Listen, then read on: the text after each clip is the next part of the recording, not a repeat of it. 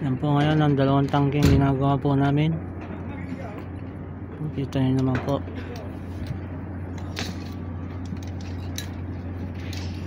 Hi!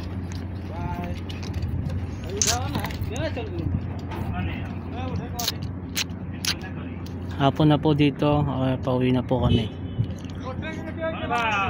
Natapos naman po ang isang araw ng pagpapagal para po sa pamilya at sa mga minamahal sa buhay. Ang pagtatrabaho po dito sa ibang bansa.